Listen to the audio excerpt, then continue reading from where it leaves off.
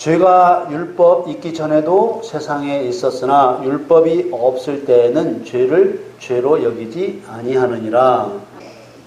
사랑하는 성도 여러분, 한 주 동안 어떻게 지내셨습니까? 한 주 동안 여러분의 마음이 어디를 향해 있었습니까? 예수님께서는 내 보물이 있는 그곳에 내 마음도 있다고 하셨습니다. 예수님을 믿는 그리스도인들 중에는 예수님을 최고로 섬기는 성도도 있고 재물을 최고로 여기는 성도도 있기 때문에 이 말씀을 하셨습니다. 마태복음 6장 24절에 한 사람이 두 주인을 섬기지 못할 것이니 혹 이를 미워하며 저를 사랑하거나 혹 이를 중히 여기며 저를 경히 여김이라. 너희가 하나님과 재물을 겸하여 섬기지 못하느니라. 예수님을 믿는 사람들은 대부분 자신은 세상의 그 무엇보다도 예수님을 최고로 여긴다고 생각합니다. 물론 그렇게 생각하고 행동하는 성도도 있고 또 예수님을 최고로 여기고 싶은 마음은 있으나 실제로 행동하지 못하는 성도도 있을 것입니다. 그러나 예수님을 구주로 믿는 그리스도인인 자신이 예수님을 최고로 여기는지 그렇지 않은지는 자신의 마음이 어디에 쏠려 있느냐를 보면 알 수 있는 것입니다. 많은 그리스도인들이 오해를 하는데 예수님께서 헌금 때문에 하시는 말씀이 아닙니다. 이 24절에 말하는 재물은 맘모나스라는 말인데 이 맘모나스라는 말에는 돈을 신뢰한다는 의미가 깔려 있습니다. 재물이란 사람이 먹고 입고 생활하는 모든 것이기 때문에 사람이 재물과 분리되어 살 수는 없습니다. 하나님께서는 재물을 사용하게 하신 것이지 사람이 재물을 신뢰하고 재물의 종이 되라고 하신 것이 아닙니다. 그러나 그리스도인들 중에는 여전히 재물의 종으로 사는 사람이 있는 것입니다. 그래서 이 문제는 주인과 종의 문제이기 때문에 생활의 문제가 아니라 천국과 지옥의 문제가 되는 것입니다. 그리스도인들에게 여호와 하나님을 중하게 여겨야 합니까? 재물을 중하게 여겨야 합니까? 라고 묻는다면 누구라도 하나님을 중하게 여겨야 한다고 대답할 것입니다. 그러나 대답과 그 그리스도인의 삶의 모습은 다르게 나타날 수 있습니다. 그 이유는 재물로 인한 일들은 태어날 때부터 경험된 것이고 하나님에 대해서는 경험되지 않고 지식으로 머물러 있을 때 그렇습니다. 그래서 그리스도인들이 하나님의 권능을 경험한 만큼 돌이키고 전혀 경험하지 못하면 하나님보다 재물을 더 중히 여기는 마음을 돌이킬 수 없습니다. 재물의 배후에는 반드시 탐욕의 영이 도사리고 있습니다. 탐욕의 영이 그리스도인들에게 원하는 것은 한 가지, 여호와 하나님을 주인으로 섬기지 못하게 하는 것입니다. 여호와 하나님을 주인으로 섬기지 못하게 하면 천국에 가지 못하기 때문입니다. 너희가 하나님과 재물을 겸하여 섬기지 못하느니라. 이것은 돈의 문제가 아니라 신앙의 문제이며 천국과 지옥의 문제입니다.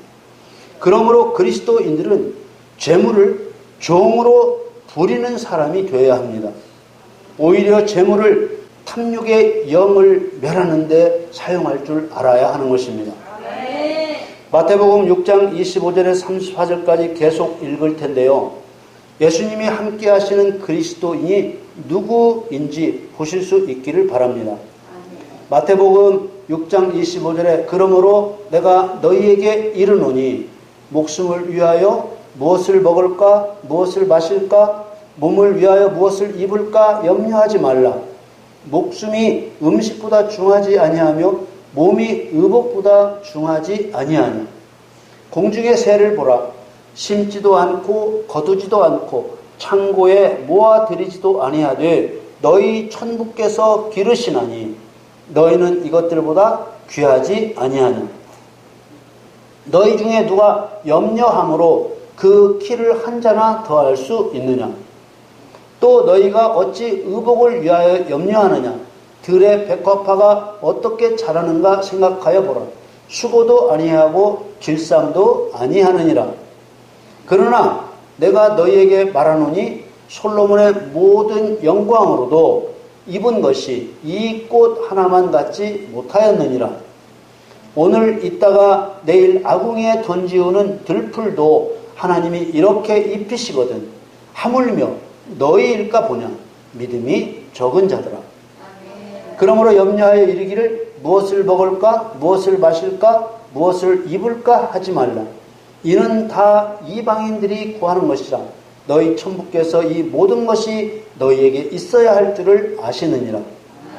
너희는 먼저 그의 나라와 그의 의를 구하라. 그리하면 이 모든 것을 너희에게 더하시리라. 그러므로 내일 일을 위하여 염려하지 말라. 내일 일은 내일 염려할 것이요 한날 괴로움은 그날에 족하니라. 오직 천국을 바라보는 그리스도인이 아니라면 이 말씀이 소망으로 다가오지 않고 오히려 걱정으로 다가올 수도 있습니다. 이 세상을 나그네 길로 여기지 않으면 받아들이기 어려운 말씀이 될 수도 있습니다.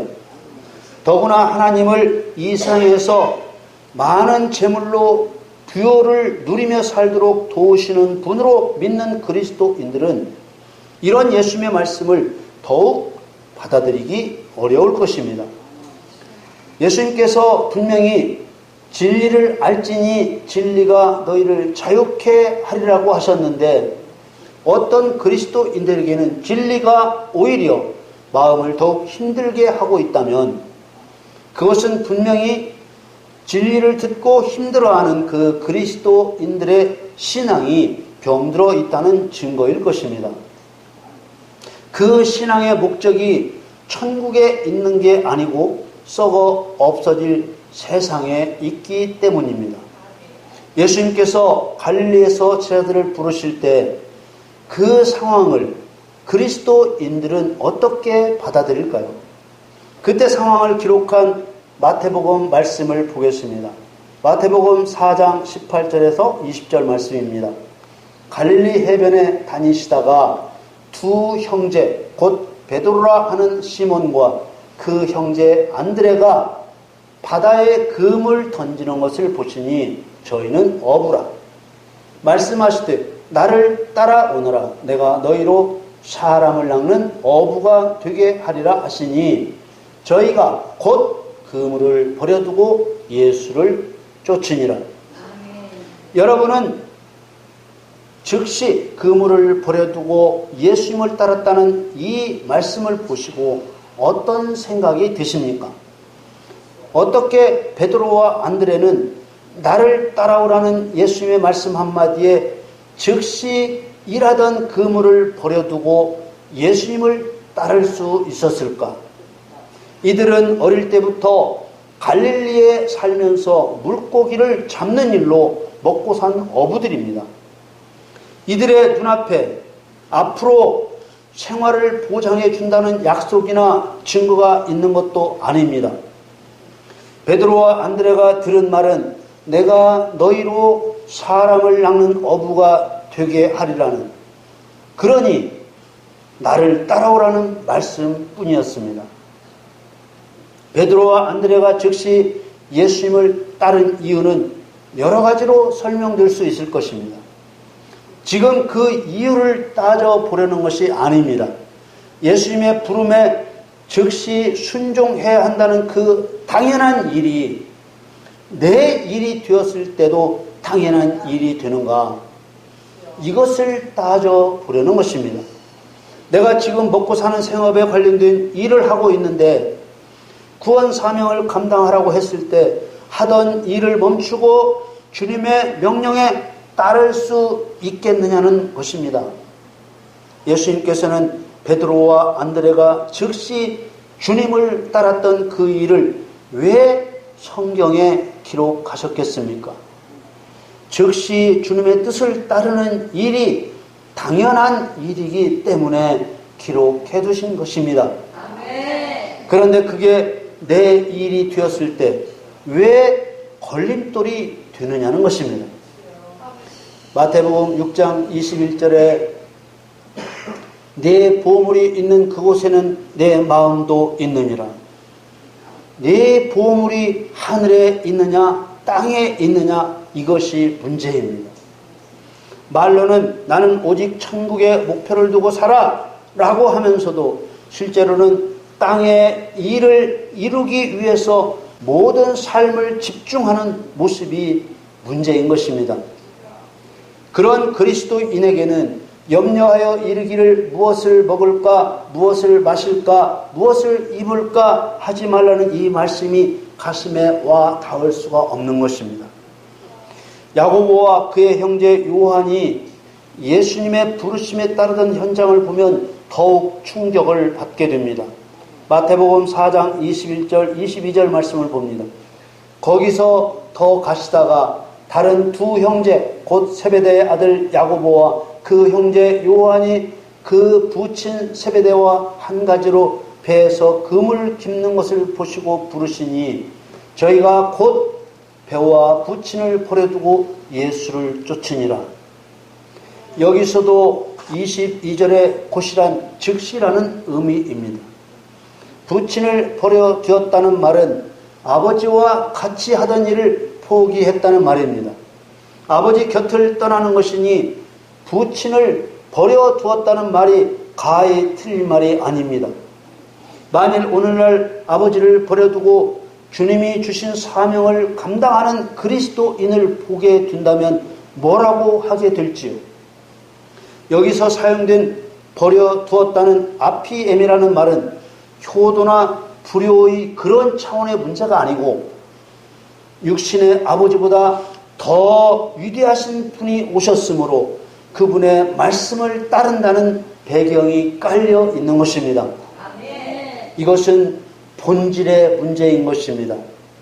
너희는 먼저 그의 나라와 그의 의를 구하라. 그리하면 이 모든 것을 너희에게 더하시리라. 그러나 그리스도인들의 현실은 어떻습니까? 대부분의 삶이 세상에 매여 있습니다. 성경에 기록되어 있지만 내가 따르면 어쩐지 광신자 같을 것만 같은 이런 모든 문제들. 너희를 위하여 보물을 땅에 쌓아두지 말라. 오직 너희를 위하여 보물을 하늘에 쌓아두라. 이런 말씀. 또 저희가 곧 그물을 버려두고 예수를 쫓으니라. 이런 말씀. 또 저희가 곧 배와 부친을 버려두고 예수를 쫓으니라. 이런 말씀들은 내 인생은 앞으로 어떻게 되어갈 것인가? 또 이 세상은 앞으로 어떻게 되어갈 것인가에 대한 하나님의 말씀을 전적으로 신뢰하지 않는 한 내 신앙이 될 수 없습니다. 누구든지 육신은 다 죽고 그 죽은 시체는 흙으로 돌아갑니다. 맞습니까? 아무리 많은 돈을 가지고 세상에서 가장 좋은 병원을 끼고 살아도 반드시 죽고 반드시 흙으로 돌아갑니다. 전도서 3장 20절에 다 흙으로 말미암았으므로 다 흙으로 돌아가나니 다 한 곳으로 가거니와. 그것으로 끝나는 것이 아니지요. 선한 일을 행한 자는 생명의 부활로, 악한 일을 행한 자는 심판의 부활로 나와서 모든 인생은 그 한 일, 곧 행위를 따라 심판을 받고 천국에 들어가는 사람과 지옥에 들어가는 사람으로 나뉘게 되는 것입니다. 사람만 끝이 있는 게 아닙니다. 이 세상도 없어지는 것입니다. 하늘이 불에 타서 풀어지고 땅과 세상의 모든 물질이 뜨거운 불에 녹아 하늘과 땅이 없어져 온데간데 없게 된다는 것입니다. 하나님의 말씀이 이런데 이 세상의 오래오래 살 것처럼 사는 그리스도인들의 태도가 올바른 것일까? 우리들의 생각 속에 아무리 하나님의 말씀이 그렇더라도 내가 야고보와 요한처럼 그물을 버려두고 부친을 버려두고 예수님을 따를 수는 없지. 이렇게 마음 한편에 짓누르는 것이 있습니까? 그렇습니다. 그런 우리들의 마음을 우리들끼리 왜 이해를 못하겠습니까? 저나 여러분은 정말 하나님을 사랑하고 있습니다. 그런데 왜 이런 예수님의 말씀들이 때로는 우리 신앙의 활력이 되지 못하고 기쁨이 되지 못하고 나아갈 방향이 되지 못하고 그렇게 하면 꼭 광신자라는 소리를 들을 것만 같은 생각이 드냐는 것입니다. 베드로와 안드레가 할 수 있는 일이었으면 나도 할 수 있어야 맞고, 야고보와 요한이 할 수 있는 일이었으면 나도 할 수 있는 일이어야 맞는 것이 아닙니까? 여호와는 그들의 하나님만 되심이 아니라 저와 여러분의 하나님도 되시는데 말입니다. 진리가 오히려 평안을 빼앗는 이유는 여호와 하나님에 대한 소식을 잘못 들었기 때문입니다. 거짓 복음을 들었기 때문입니다. 그리스도인들을 멸망에 빠뜨리는 가장 무서운 거짓말은 천국에 들어가기가 쉽다고 가르치는 것입니다. 천국에 들여보내시는 예수님은 천국에 들어가기가 어렵다는데 예수님 앞에서 심판을 받아야 할 목사와 신학자는 천국 들어가기가 쉽다고 가르치는 것입니다. 예수님께서 친히 하신 말씀을 보겠습니다. 마태복음 7장 13절에서 좁은 문으로 들어가라. 멸망으로 인도하는 문은 크고 그 길이 넓어 그리로 들어가는 자가 많고 생명으로 인도하는 문은 좁고 길이 협착하여 찾는 이가 적음이니라. 이 말씀은 교회 안 다니는 세상 사람과 교회 다니는 교회 사람들에 대한 말씀이 아닙니다. 그리스도인들 중에서 멸망으로 가는 사람, 생명으로 가는 사람이 있다는 말씀입니다. 행함이 있는 살아있는 믿음을 가진 사람이 적을 것을 말씀하신 것입니다. 마태복음 7장 21절에 나더러 주여 주여 하는 자마다 천국에 다 들어갈 것이 아니요 다만 하늘에 계신 내 아버지의 뜻대로 행하는 자라야 들어가리라. 예수님께서 이런 말씀을 하신 이유가 무엇이겠습니까? 좁은 문, 곧 아버지의 뜻대로 하지 않을 자가 많을 것이기 때문입니다. 누가복음 18장에 보면 예수님께서 불의한 재판관의 비유를 말씀하셨습니다. 마귀를 불의한 재판관으로 비유하신 것입니다. 불의한 재판관에게 원한을 풀어달라고 간청하는 과부는 마귀에게 속한 인생들입니다. 하나님이 정해주신 대로 마귀의 원수는 예수님이요 그리스도인들입니다.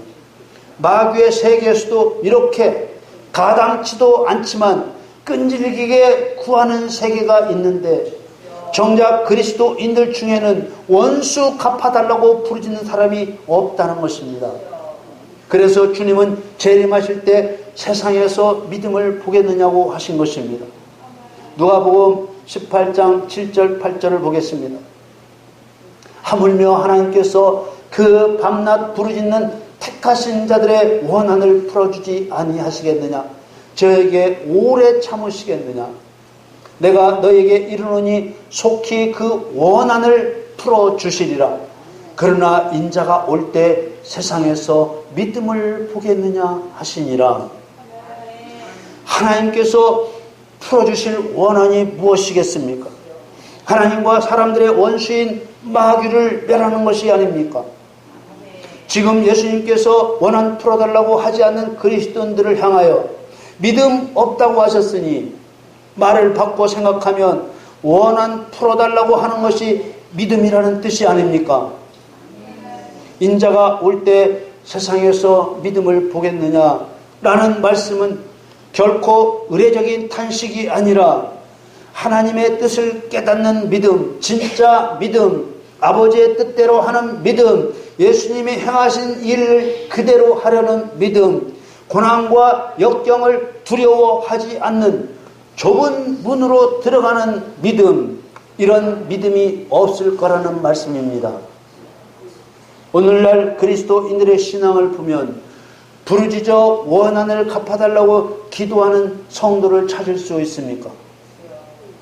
하나님께서 그 밤낮 부르짖는 택하신 자들의 원한을 풀어주지 아니하시겠느냐?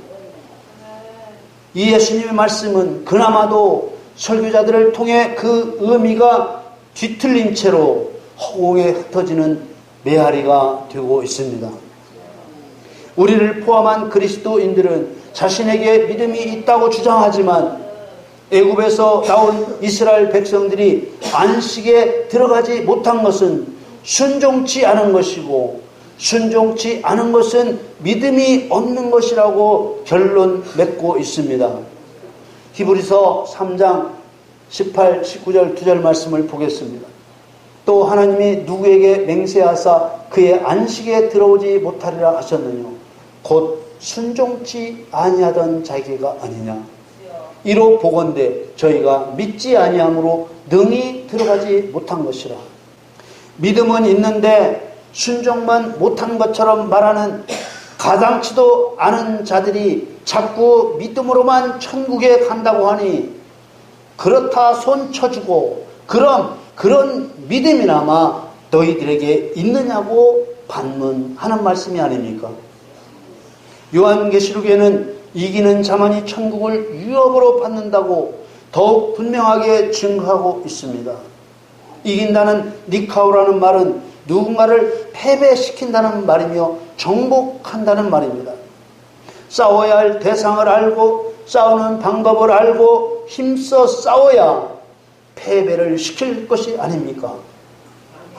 창세기 3장 15절에 여호와께서 선언하신 그리스도인과 마귀의 원수 관계를 아버지의 뜻대로 행하였는지 세상의 끝자락에 모두 따지시는 것입니다. 모든 인간은 믿음대로 심판을 받는 것이 아니라 생명책에 기록된 행위대로 심판을 받는 것입니다.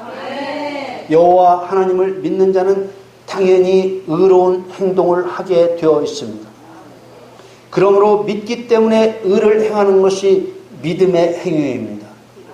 이 믿음의 행위는 순종에서 나오는 것이기 때문에 그리스도의 영이신 성령께서 함께 하시지 않으면 나타날 수 없고 성령의 능력 또한 나타나지 않습니다. 그러나 인간의 의지로서 하나님의 율법을 지켜 의롭게 되고자 하는 것이 율법의 행위입니다. 이것은 율법을 지키려는 대견한 행동이 아니라 교만한 행동입니다. 왜냐하면 예수 그리스도의 십자가 은혜를 거절하는 일이기 때문입니다. 왜 이렇게 뒤틀린 거짓 신앙이 참 신앙처럼 버젓이 그리스도인들의 마음을 사로잡고 있는 것일까요? 그것은 거짓 복음 때문입니다. 자신들의 잘못된 교리를 지키기 위해 믿음의 행위와 율법의 행위 하나도 구분하지 않으려고 하는 기득교권주의자들의 거짓 때문입니다. 거짓 선자들은 밖에 있지 않습니다. 거짓 선자들은 교회 안에 있습니다. 그들은 양의 옷을 입고 있습니다. 성경을 들고 십자가를 들고 있다는 말입니다. 마태복음 7장 15절에 거짓 선자들을 삼가라. 양의 옷을 입고 너희에게 나아오나 속에는 노력하는 일이라. 그리스도인들의 신앙이 뒤틀린 것은 창세기에서 시작된 율법에 대한 무지 때문입니다. 오늘 본문에 보면 죄가 율법보다 먼저 세상에 있었다고 말하고 있습니다. 로마서 5장 13절에 죄가 율법 있기 전에도 세상에 있었으나 율법이 없을 때에는 죄를 죄로 여기지 아니하느니라. 여러분, 창세기 말씀으로 돌아가 생각해 보십시오. 선악을 알게 하는 나무의 실과는 먹지 말라. 네가 먹는 날에는 정령 죽으리라. 이 율법이 먼저 있었습니까? 죄가 먼저 있었습니까? 대부분의 그리스도인들은 선악과를 먹은 죄가 나중에 있었다고 생각합니다. 그럼 죄가 율법 있기 전에도 세상에 있었다는 말씀은 어떻게 됩니까? 성경이 이렇게 말하는데도 죄보다 율법이 먼저 있었다고 생각하니까 율법의 칼끝이, 율법의 권능이 선악과를 먹고 죄를 범한 사람을 향한 것이라고 믿게 된 것입니다.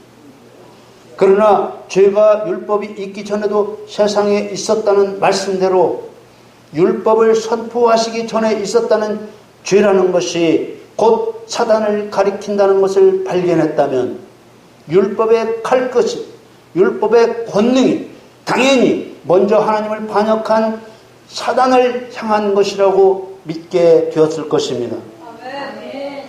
앞으로 율법과 죄에 대해 여러 번에 걸쳐서 말씀을 증거하려고 합니다만 율법으로 행하고자 하셨던 하나님의 뜻을 이해하기 위해서 알아야 할 것이 있습니다. 선악과를 먹지 말라는 율법이 선포되었을 때 그 율법을 듣고 누가 먼저 행동을 개시했는지 생각해 보셨습니까? 여러분, 선악과를 먹지 말라는 율법이 선포되자 사람이 먼저 행동을 개시했습니까? 사단이 먼저 행동을 개시했습니까? 그 율법이 선포되자마자 사단은 사람 죽일 마음을 먹고 에덴 동산으로 갔지 않습니까?